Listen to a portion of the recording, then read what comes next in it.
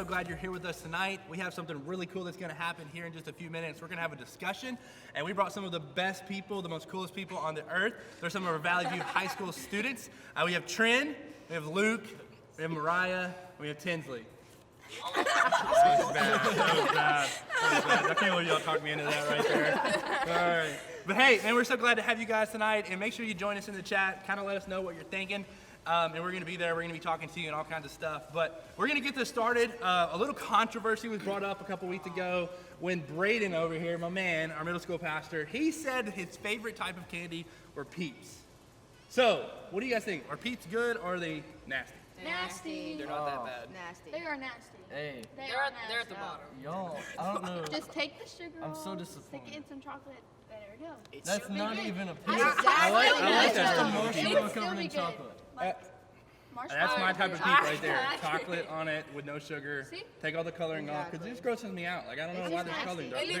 They're different colors and the eyes are weird That's too. the best part. They are like, There's something They're wrong a with little you. crunchy. Like, And then you put them in the microwave and they get all like gooey and it's like it's awesome. And you can make a s'more with Thank it too. you. a s'more. Absolutely. I'm pretty sure that's never happened before. Try it. Have you done that? It's pretty Huh. good. At least I have one person. And Jason. Us three. Yeah. I don't know. No one can believe. No one believes Jason. nah. He's like a mythical creature. We don't even know his name. So, anyways, Honestly. so we can all agree that they're nasty. Yes. Okay, you got Luke. You're wrong. You lose. I'm sorry. But what is your favorite type of candy? Twix. Candy? The Easter Reese candy. eggs. You go Easter candy. Reese eggs. The cat. Reese. The chocolate crosses. Chocolate Those are just my Why'd you make favorite. a cross? Regular. I like that. Like chocolate crosses. crosses. All right. In case you All don't know right. what a cross is. The Cadbury mini eggs, like the colorful ones with the chocolate on the Okay. inside. Really, those anything are with bad. chocolate is great. Like you can't deny it. I feel you. I'm with you on that. Chocolate, we all like chocolate, so we'll go there. So, hey, through this series, let's kind of get into our discussion tonight. We've seen a couple things through this Easter series. That Jesus, what he did on the cross for us, and the resurrection of Jesus, that what we celebrate at Easter, how he's overcome sin, he's overcome death, and he's overcome fear. And I think another thing, if we think about it, what Jesus did on the cross is one of the things that we all can relate to and we can battle with is this idea of being on our own. I think Jesus overcomes that. But what's the time that you felt like you were on your own? Well, for me, I took a college trip this summer to the Naval Academy, which is in Annapolis, Maryland, and they paid for my plane ticket, which was great. But then I hopped on the plane and I was all by myself. I walked through the terminal. I had to sit there and wait for the plane to take off and all that stuff. And it was just me on a flight to Annapolis, and it was kind of scary. But I mean, I definitely felt alone at that point. To Maryland. Anybody else been to Maryland? No. No, me neither. Nowhere That's near for it. cool. I don't really have a No to desire to Maryland. go No to to Maryland. I feel like I would be alone in Maryland too. That's a for real thing. Yeah. Yeah, I agree. Like, it was a Catalyst weekend, and I couldn't stay for Sunday, but I had to go to a dance team clinic, and my mom didn't want to come with me, so I had to drive to a whole different state by myself. Like, that is crazy. Like, it's scary. Scary. And then on the way home, I was getting a little tired, so I was like, I got to get me like an energy drink or something. Right? 'Cause Yes, I think we've all been there, maybe falling asleep at the wheel, hopefully not. oh, but no, not fall asleep. not I fall would asleep. drive, But Gotta roll down the Just kinda windows. yeah, I had to Play like some music. play some music on because I couldn't. Maximum volume. Yeah. Maximum Max. volume. I like how you said maximum volume. I like that. So yeah, we've probably all been there. Like maybe if you've been away from your parents or something like that, or you're away from your comfort zone, you've definitely felt alone. I think those are really, really good. What are some other things? When do you feel alone? Like right now, Corona. With the Corona going on, it's just The like corona going The on. corona. COVID-19. I think we can all relate to that, right? The coronavirus, like we didn't see it coming. It's totally like messed up our schedule. So let's just do this. What does your daily schedule look like right now? Sleep, eat, Sleep, repeat. eat, sleep. Right. Netflix. Maybe go outside if Okay. it's a nice day. If it's pretty. If it's pretty, go outside. Go outside. So Something. sleep, eat, Netflix. Netflix, Repeat, go outside, sleep. repeat. Yeah. Okay, all right. I feel that. How many Netflix shows have Maybe you watched? Disney Plus. Disney Plus? Throw it out to Disney Plus. Yeah, maybe just a little. Maybe. I So watched, how many? I watched the whole season of Survivor in one night. Stayed up till 8 o'clock in the morning. I finished on my block in 3 days. That's wild. 3 seasons in 3 days. Oh my gosh, I that was, is so crazy. I was That's dedication right there. That's like pulling it All through. American. All American, okay. I'm with that. How many TikToks have you made? 0. 0? Okay. Wow. Mariah? We actually downloaded TikTok for the first time. You downloaded TikTok Yeah. for the first time? Okay. Never had it, and then A few weeks we're late, just but so it's all right. bored that we had to download it. So Yeah. I have probably honestly watched way too many TikToks. Yeah, like, same. I should. Very time consuming. It is. It really You is. can't- you my just goodness, can't lose it's right learning there, track man. of time when you're on there. It's like, why did they not give me a timer or something? They should. That's all. The They timer should. doesn't show up on your, like, you know how like the time just shows up at the top. It doesn't on the Yeah. TikToks. For a reason. That's why. they know what they're doing. That's why. That's very, very, But very definitely, we can all relate to this feeling of being alone, especially right now, right? And even just in our normal lives, we can relate to feeling alone.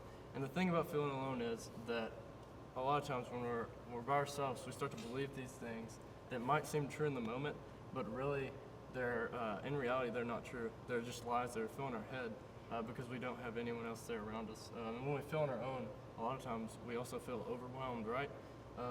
But Jesus shows us a great thing that we're going to look at tonight through the cross, that we don't have to do life on our own. And it comes in John chapter 16. Yeah, so John 16:7, check it out with us. It says, "But in fact, it is best for you that I go away, because if I don't, the advocate won't come. If I do go away, then I will send him to you." When you really think about that, that's kind of crazy to imagine. Like, Jesus is telling it's better for him to go away. That's not something that we ever think about. We're like, no, Jesus, just come here closer. But Jesus is actually saying, hey, I want you to go away. And I need to go away, I'm sorry. In verse 13, and notice what he says. He continues and he says, "When the Spirit of truth comes, he will guide you into all truth. He will not speak on his own, but will tell you what he has heard. He will tell you about the future. He will bring me glory by telling you whatever he receives from me." And that's kind of a cool thing. Like, if you really think about it, Jesus promised us that it was better for him to go away from us. Like, why would he say that? And the reason he tells us this is because the Holy Spirit's going to come and live inside of us. So now that the Spirit of God would not just be in Jesus, but it would be in every believer who knows Jesus. And the power of the Spirit that raised God from the dead is going to be in us as well. Yeah, it's so awesome to think about how we have that power inside of us if we're believers today. We see that in the book of Acts with the disciples, and specifically in Acts chapter 1, verse 8, it says this: "But you'll receive power when the Holy Spirit comes on you, and you'll be my witness in Jerusalem and all Judea and Samaria and to the ends of the earth." So we see the disciples, after Jesus left them, they seem like they're on their own, but actually the Holy Spirit is giving them power this whole time to go to the ends of the earth, like it says, even though they seem powerless. So that brings us to another question for you guys. When is a time that you felt God's power in your life? For me, it's when I preach. Like, when I get the opportunity to preach his word and knowing that it's not my words, but it's his words, and preaching the gospel to people who may have never heard the truth and like the hope that Jesus brings, or like helping somebody get through time and knowing that like Jesus is there with them through that. Yeah, in case you haven't heard her preach, she can like bring fire. It's pretty awesome, pretty amazing.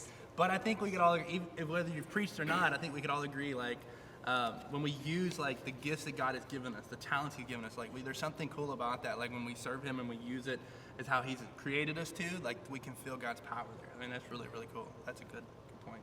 Yeah, another one is like worshiping, when we're all together as a church and like hearing everybody's voices like come together singing for Him. It gives me cool chills. I love it.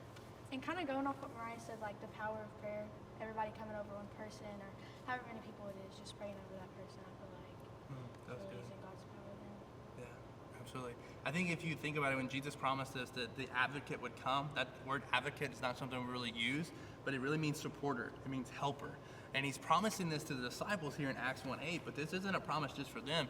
This is the promise for every believer who knows Jesus. He's saying, hey, he's going to come and he's going to be with you. If you really think about it, what Jesus did on the cross and through the resurrection and what we celebrate at Easter, Easter really shows us that we're never actually alone. That none of us, for every believer who knows Jesus, we're never alone. But that idea of feeling alone, like we've all been there. Like being alone is a real thing. Like you've probably felt that. But there's probably going to be a moment in your life from now, like after this, that you're going to feel like you're alone. So here's a kind of a good question for people like that are watching is how do you battle the idea of being alone? I like to surround myself with people that like put me in a good mood. I can laugh with. I can talk to about anything. Yeah, just somebody you can kind of talk to, like that you know you're comfortable with. Yeah. Sometimes though, like right now, during all this coronavirus stuff going on, like it's really hard to go and talk with somebody because of all the social distancing we have to practice. And so what I do, what a lot of my friends do, is we'll text each other. Sometimes we'll FaceTime a little bit, but we also like to organize a little gaming session together or something. to keep that interaction together. Yeah, I think that's like really good because like you're not gonna run into anyone anymore. Like right now with coronavirus season, like you're not gonna go to places where other people are. Like I think that's really good. Like you got to be intentional about like seeking after people. I think that's really good. So for me, it's realizing that your problem's significant. 'Cause especially right now, everybody's going through something, and you could feel like, well, they're going through this, my problem. It doesn't matter. Like I'll get through it. But in reality, you have people around you who want to help you and want to help you get through that. And so just realizing that, okay, my problem matters, and people care about me, that I need to share that with them so they can help me get through it. That's good, Trent. That's good. That's so good. All those are great ways that we can deal with this loneliness that we can all relate to. But another thing is that we can talk to God at any time, in any place, and for any reason. That's because we have the Holy Spirit inside of us. We see that in the New Testament with the disciples. So when we have this feeling of being alone, we're able to just call out to God. And it also says that we don't have to have all the right words. The Holy Spirit can speak for us. So we just have to talk to God. So we just want to think about what would it look like the next time that you feel alone.